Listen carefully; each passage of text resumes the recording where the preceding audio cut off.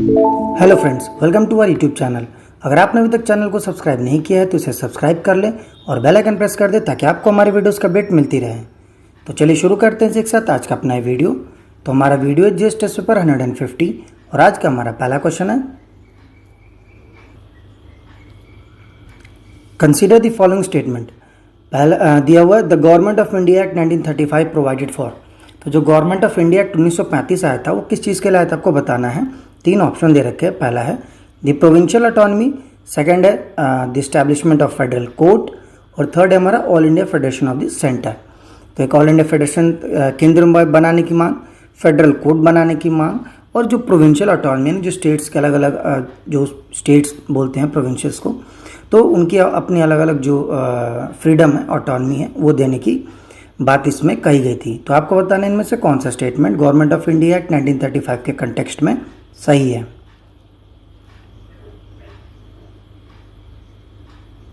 तो उसका सही आंसर है D, all of the above, यानी कि तीनों ही गवर्नमेंट ऑफ इंडिया एक्ट 1935 के संदर्भ में सही है। तो चलिए बढ़ते हैं एक साथ अपने अगले क्वेश्चन की तरफ। Question number 2, consider the following statements. दिया हुआ some of the main features of the government of India act 1935 were दी।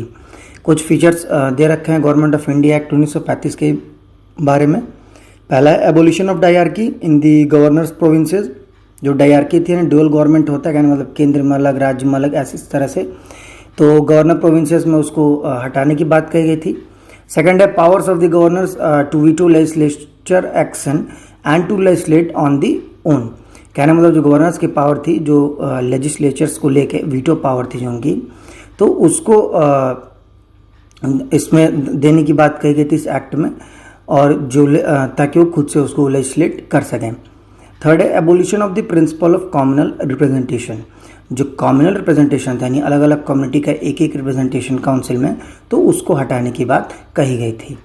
तो आपको बताना इनमें से कौन सा feature government of India act 1935 से मैच करता है।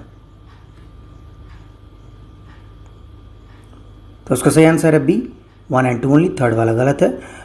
कोई भी कम्युनल रिप्रेजेंटेशन को हटाने की बात नहीं कही गई थी। तो चलिए बढ़ते हैं एक साथ अपने अगले क्वेश्चन की तरफ। Question number 3, the instrument of instructions contained in the Government of India Act 1935 have been incorporated in the Constitution of India in the year 1950 as। जो इंस्ट्रूमेंट ऑफ इंस्ट्रक्शन था, जो गवर्नमेंट ऑफ इंडिया एक्ट 1935 में दिया गया था, तो उसको incorporate किया गया हमारे भारतीय संविधान में 1950 को। वो क्या चीज़ है आपको बताना है।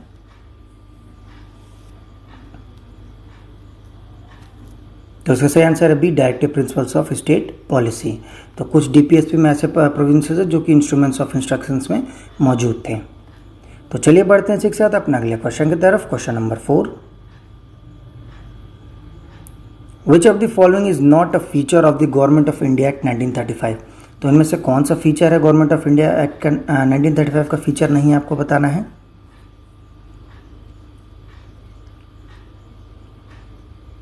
तो उसका सही आंसर है A, dyarchy at the centre as well as in the provinces. यानी जो डुअल गवर्नमेंट है वो सेंटर और प्रोविंसेस दोनों में ही ये फीचर और गवर्नमेंट ऑफ इंडिया एक्ट 1935 में नहीं है। तो चलिए बढ़ते हैं एक साथ अपने अगले क्वेश्चन की तरफ। Question number 5, the members of the constituent assembly which drafted the constitution of India were. तो जो मेंबर थे कॉन्स्टिट्यूएंट असेंबली के जिन्होंने हमारे संविधान को ड्राफ्ट किया था, तो कौन कौन वो मेंबर कैसे थे आपको बताना है।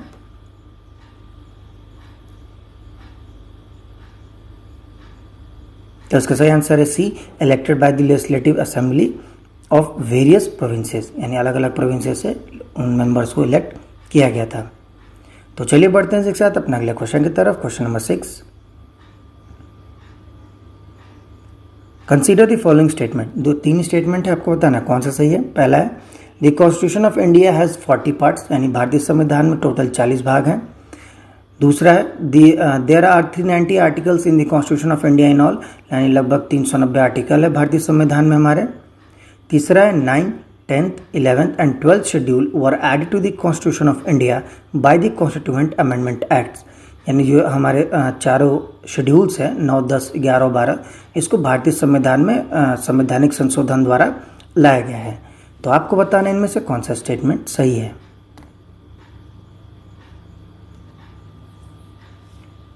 तो इसका सही आंसर है सी, 3 ओनली, सिर्फ तीसरा वाला सही है, पहला दूसरा गलत है।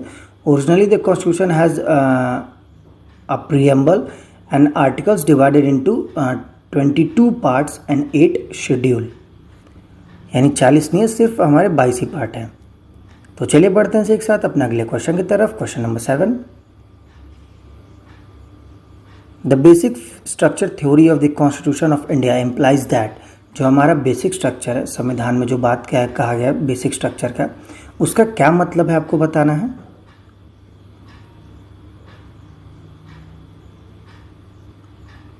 तो इसका सही आंसर है D, the preamble of the constitution cannot be amend for it is not a part of the constitution.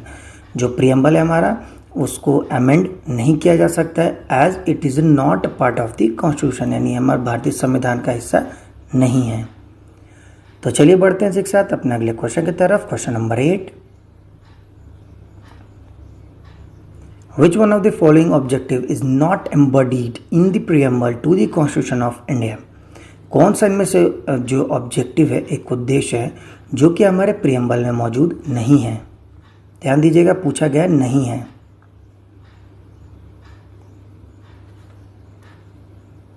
तो इसका सही आंसर है बी, इकोनॉमिक लिबर्टी।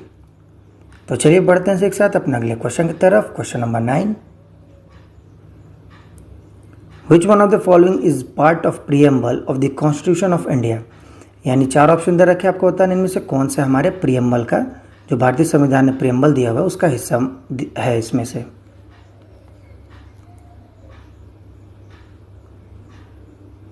तो इसका सही आंसर है A, we the people of India having solemnly resolved to constitute India into a sovereign socialist secular democratic republic do hereby adopt, enact and give to ourselves this constitution। तो ये हमारे preamble में सबसे ऊपर ही ये दिया हुआ है।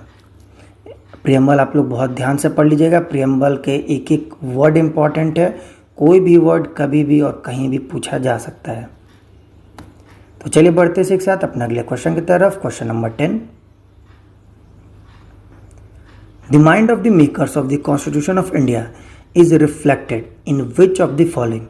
जो हमारा संविधान के मेकर्स थे, जिन्होंने संविधान बनाया है, तो उनकी जो मतलब दिमाग की सोच थी उस समय, वो कहाँ हमें देखने को मिलती है, उसकी झलक आपको बताना है। तो इसका सही आंसर है ए, प्रीएम्बल में। प्रीएम्बल में हमें उनकी जो सोच थी, जो भी संविधान को बनाने के लिए के, वो सारी सोच हमें प्रीएम्बल में हमें देखने को मिलती है। फ्रेंड्स, इसी के साथ आज का ये वीडियो हमारा समाप्त होता है, लेकिन जाने से पहले हम आपको हमारा लास्ट वीडियो यानी जीएस टेस्ट पेपर जो 149 था हमारा, तो उसका जो क्वेश्चन ऑफ द डे था उसका आपको आंसर बता देते हैं। तो हमारा क्वेश्चन ऑफ द डे था, विच one of the following racial group is found in हिली and forested area of north eastern India. कौन सा रेशियल ग्रुप है जो कि हिली और फॉरेस्टेड एरिया में, जो हमारा उत्तरी पूर्वी इलाका है, 7 सिस्टर्स हैं, वहाँ पाए जाते हैं। तो उसका सही आंसर है बी, मंगोलॉइड।